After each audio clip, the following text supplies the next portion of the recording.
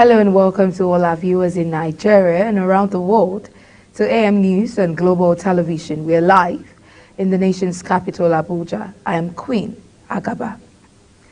President Bola Tinubu has approved the appointment of a new board and management team for the National Hajj Commission, NARCOM, pending confirmation by the Nigerian Senate.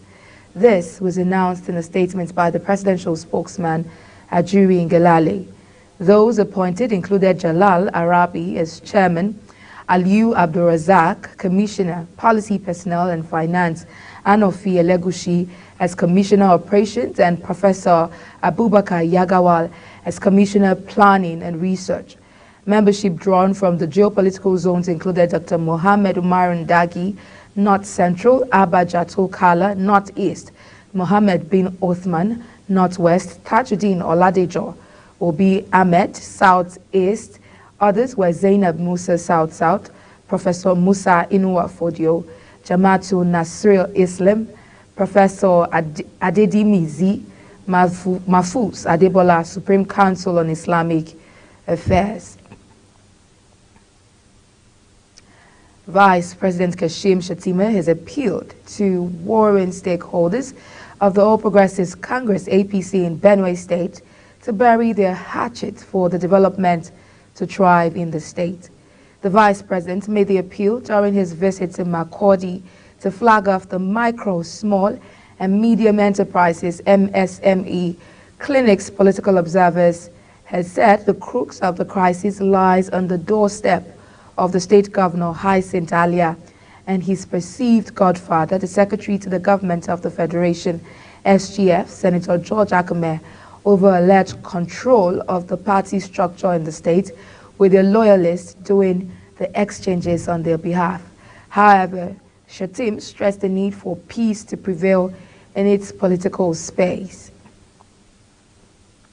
The Supreme Court has scheduled Friday, January 12, 2024, for judgment in the governorship dispute of Kano State between the APC and NNPP. Abba Kabir Yusuf, a member of the New Nigerian People's Party, NNPP, was declared winner of the Kano State governorship election held on 18th March by Nigeria's Electoral Commission, INEC. However, the All Progressives Congress, APC, had challenged the outcome of the election, alleging electoral malpractices and asking its governorship candidate at the poll, Nasiru Gowner, be declared winner of the election. The Kano State Governorship Election Petitions Tribunal and the Court of Appeal in Abuja upheld Gowner's case and nullified Governor Yusuf's election. The Nigerian Security and Civil Defense Corps, NSCDC, Akwa Ibom Command, says it has apprehended 8 suspects for offenses ranging from abduction of minors, child labor, and illegal mining in different states operations in the state. The state commandant of NSCDC, Eluyemi Eluade, disclosed this at the command's headquarters in Uyo on Thursday. The commandant said the suspects involved in the abduction and child labor will be handed over to relevant agencies on the conclusion of profiling and investigation, while the illegal miner will be charged to court.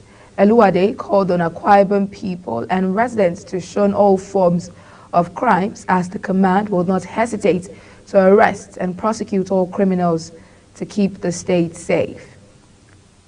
The spokesperson for the People's Democratic Party, PDP, in the 2023 presidential campaign organization, Daniel Wala, visited President Bola Tinubu, describing him as his motivation that might draw him into the ruling All Progressives Congress, APC.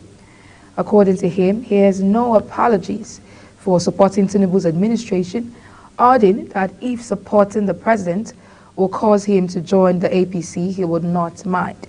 APC, speaking to the State House correspondent after a meeting with President Tinubu, Bola said the purpose of his visit was to extend felicitations to the president, praising his adept governance and steadfast policies aimed at piloting the nation towards greater heights.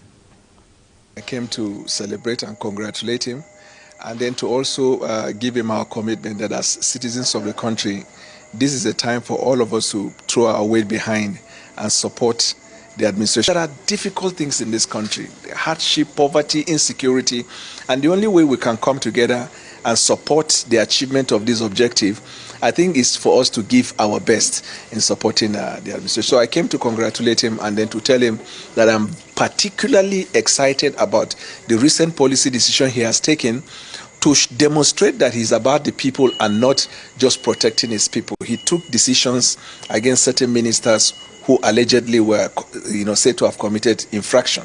The marked difference between him and the previous administration is that the previous administration may want to cover in order to avoid the backlash that the government is corrupt. But he is not about that. If this thing will touch on the poorest of the poor, humanitarian, that's the focus. And anybody who is caught wanting should not be covered. I told Mr. President I was thrilled by that decision. In a bid to get the bottom of how humongous cash was moved from the Ministry of Humanitarian Affairs and Poverty Alleviation to private hands, the Economic and Financial Crimes Commission has extended its probe to directors and other key officials of the ministry and its agencies. The top officials were summoned by the Anti-Graft Agency to meet face-to-face with suspended Minister Betta Edu, the suspended coordinator of the National Social Intervention Program, Halima Shehu, and top bank officials whose votes were used in custodying the huge cash without reporting to the authorities in keeping with financial reporting protocols. They were invited based on the fact that some of those interviewed earlier mentioned some of them as having played one role or the other, and summoned them based on the determination to get all facts and arrive at a decision that will be fair to all parties. The Central Bank of Nigeria, CBN, has appointed new executives to oversee the affairs of Union, Keystone, and Polaris banks. This followed the dissolution of the board and management of the banks by the Apex Bank. In its reports to President Bola Tinubu, the panel, led by Jim Obazi, recommended forfeiture of the affected banks to the federal government. In a statement, CBN's Acting Director, Corporate Communications, Hakama Sidi Ali, stated that Olayemi Kadoso, Governor of the CBN, approved the new executives to oversee the affairs of the three banks, stating that the appointments take immediate effect. The police command in Gombe State said it had rescued 3 babies and arrested 16 suspects in a case of alleged child trafficking and criminal conspiracy. ASP Mahid Abubakar, Police Public Relations Officer, PPRO, of the command, said this while briefing journalists on behalf of the Commissioner of Police, Hayatu Usman, in Gombe. According to the police spokesman, the command received an intelligence report on one of the parents who sold their child to alleged traffickers. Meanwhile, the Chief of Army Staff, Lieutenant General Tarid Lagbaja, has cautioned soldiers against the abuse of social media, warning that the Army authorities will not take it lightly with any personnel who take to social media to degenerate constituted authorities. The Army boss, who gave the warning while addressing soldiers during a familiarization tour at 14th Brigade Ohafia, Abia State, tasked soldiers with showing loyalty and respect for the core values of the Nigerian Army. Condemning the recent uncomplimentary remarks by a one-way driver soldier against the state governor of Lagos State, the course threatened severe sanctions against any soldier abusing the use of social media. The Assistant Inspector General of Police, AIG, Federal Criminal Investigation Department, FCID, Alagbon Lagos Idowu Owohunwa, called for crucial utilization of forensic criminal data to carry out investigations.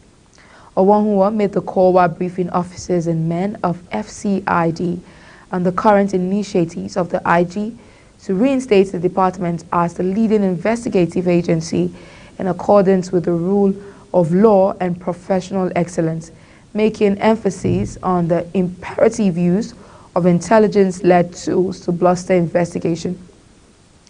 The AIG cautioned detectives against resorting to custodial violence, calling on them to respect citizens' rights and maintain a zero-tolerance stance on corruption and professional misconduct. The Executive Secretary of the Nigerian Christian Pilgrims Commission, Reverend Yakubu Pam, has said that the ongoing conflict between Israel and Hamas has necessitated the change from visits to biblical sites in Israel and Jordan to sites in Greece and Rome. Pam made this known while addressing journalists in Abuja and emphasized that the security and welfare of the pilgrims remained the prime concern of the NCPC. The commission also stated that the new 3 million naira pilgrimage cost, covering return flight tickets, hotel accommodation, 3-course meal per day, and tours of holy sites in executive luxury buses for 6 nights and 7 days was exclusive of pilgrims' traveling allowances, while state and private pilgrims were expected to meet up with payment before the last day of January 2024. In another development, Chairman, Chief Executive Officer, National Drug Law Enforcement Agency, Brigadier General Mohammed Marwa, retired, says the upgrade of the forensic laboratory of the agency by the United States Bureau of International Narcotics and Law Enforcement Affairs will enhance operational standard and optimal performance of NDLEA in its renewed fight against substance abuse and illicit drug trafficking in Nigeria.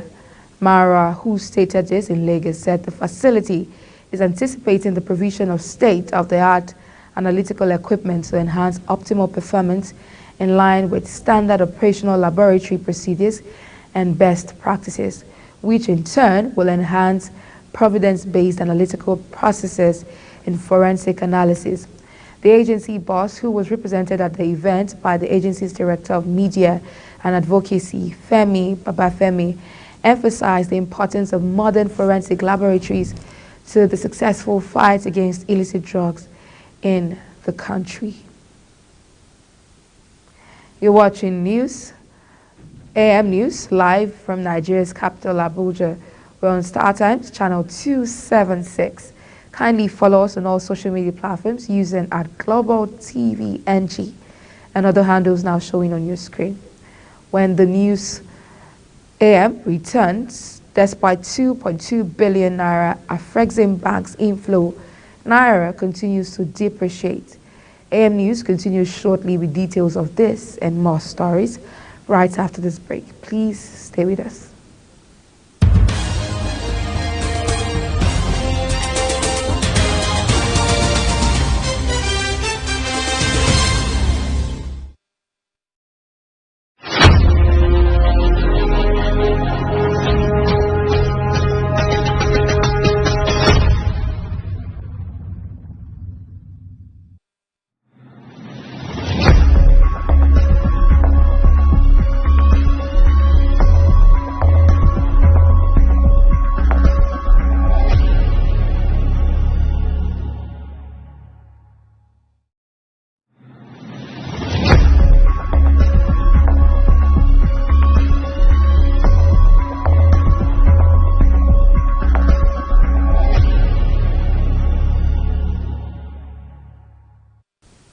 Many thanks for staying with us. This is Global Television, bringing you live broadcast of the AM News.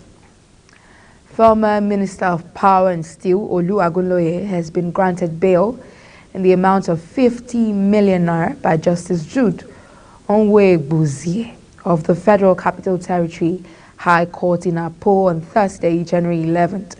Agunloye is facing 7 charges related to contract fraud and government misconduct. The judge had previously ordered Agunloye's confinement at the Kuje Correctional Center, pending a hearing and decision on his bail application. Adedipe also contested the court's requirement for Agunloye to have a public official as a guarantor, stressing that the trial could continue even if the defendant absconds. The prosecution counsel opposed the bail application, but Justice Onwe Buzie ruled in favor of granting bail to the defendant. The Supreme High Court on Thursday reserved judgment on an appeal the People's Democratic Party (PDP) and its candidate Ladi Adebutu filed to challenge the outcome of the governorship election that held in Ogun State on March 18, 2023. The appeal is seeking to remove Governor Dakpo Abiodun, who contested and was re-elected on the platform of the All Progressives Congress (APC) from office. A 5-member panel of the Apex Court, led by Justice Ian Gokoro, adjourned to deliver judgment on the electoral dispute after all the parties adopted their final briefs of argument. The Independent National Electoral Commission (INEC) had declared that Abiodun of the APC polled a total of 276,298 votes to defeat his closest rival, Adebutu of the PDP, who garnered a total of 262,383 votes. The Supreme Court on Thursday upheld the election of Governor Umar Eno of Akwa Ibom State. The Apex Court, in a unanimous decision by a 5-member panel of justices, dismissed 3 separate appeals that were lodged to challenge Eno's emergence as the winner of the gubernatorial poll held in the state on March 18, 2023. The appeals the Apex Court dismissed were filed by candidates of the All Progressives Congress (APC) Akanimo Udofia, Young Progressives Party (YPP) Basi Akpan, and the New Nigerian People's Party (NNPP) John Udoedehe. Recall that the Court of Appeal in Lagos had, on November 24, 2023, also affirmed Governor Eno, who contested on the platform of the People's Democratic Party (PDP) as the valid winner of the gubernatorial contest in Akwa Ibom State. Following the growing insecurities along the Abuja-Kaduna Expressway and kidnapping attacks on communities on the corridor, the Inspector General of Police, IGP Kayode Adeolu Egbetokun, has implemented measures to enhance safety and security in the region. The IGP emphasized the need for collaboration between various security agencies and concerned communities in the region. He urged the public to remain vigilant and report any suspicious activities and cooperate with security personnel, as the collective effort is crucial in maintaining the security and well-being of all residents and travelers. He assured the public that these strengthened security measures are part of an ongoing commitment to ensuring a secure and peaceful environment. The Economic and Financial Crimes Commission has secured the conviction of one Benjamin Ika, who was arraigned before Justice Emeka Nwite of the Federal High Court in Abuja. He was sentenced to 5 years imprisonment for his involvement in a $1.6 million cryptocurrency fraud. The Commission disclosed this in a statement shared on its Facebook page on Thursday. According to the statement, Ika pleaded guilty to 1-count charge.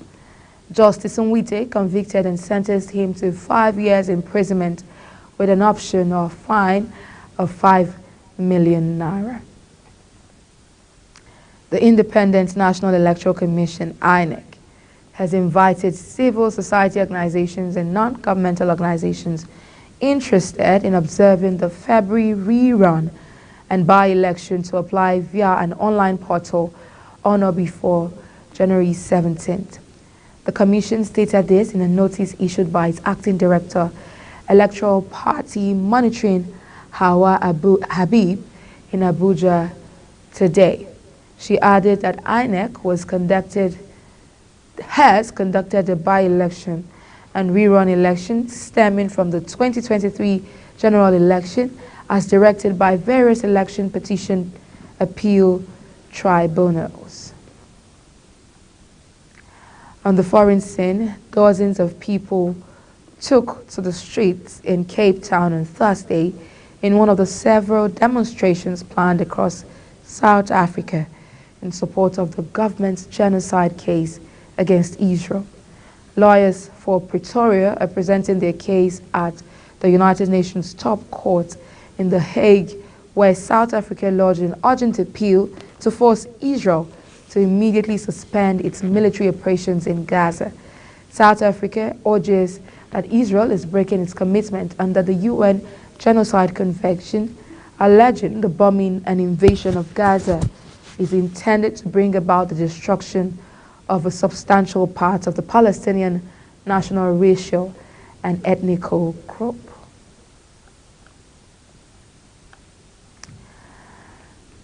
A check on the Nigerian Foreign Exchange Markets, NFEM, window, which showed that on the day the CBN announced it received the funds, December 29, the Naira purchased at 898 Naira to a dollar and sold at 899 Naira per dollar.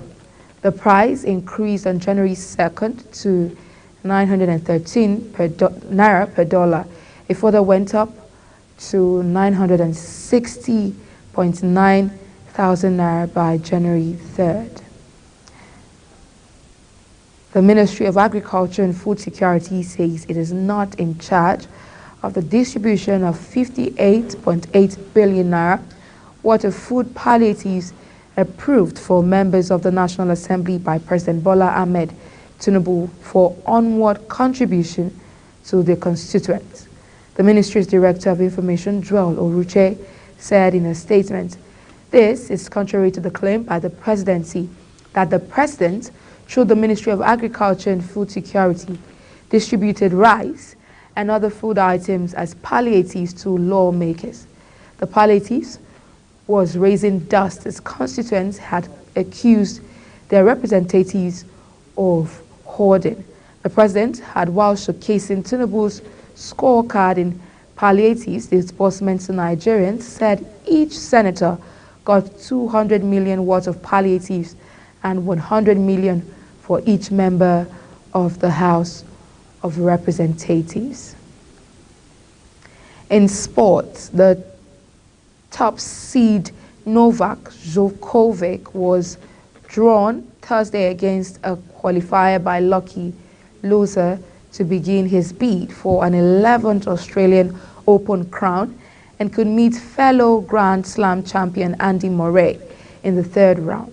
The Serbian, who has won 24 majors, defeated Stefanos Tsitsipas in last year's final, then added the French and US Open titles to his collection. But the 36-year-old will begin his defense under an injury cloud after a wrist problem hampered him at the United Cup, where he lost to Australian Alex Minot. Greek 7th seed Tsitsipas has a tough task to repeat his 2023 defeat with former top 10 Italian Matteo Berrettini, his opening opponent, and Djokovic, a potential quarter finalist.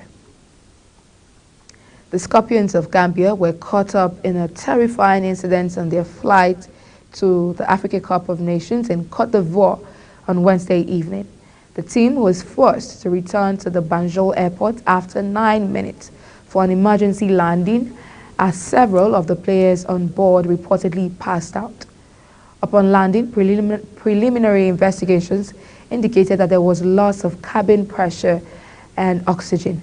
However, the technical team of the operating company of the flight, Air Côte d'Ivoire, is further assessing the situation to establish what caused the lack of oxygen and cabin pressure. And that's it on the AM News. And it came to you live from Nigeria's capital, Abuja. Don't forget we're on StarTimes, channel 276. Kindly follow us across all social media platforms using @Global TV NG and other handles now showing on your screen. I am Queen Agaba. Thank you for watching and see you again. And Global Morning continues shortly. Please stay with us.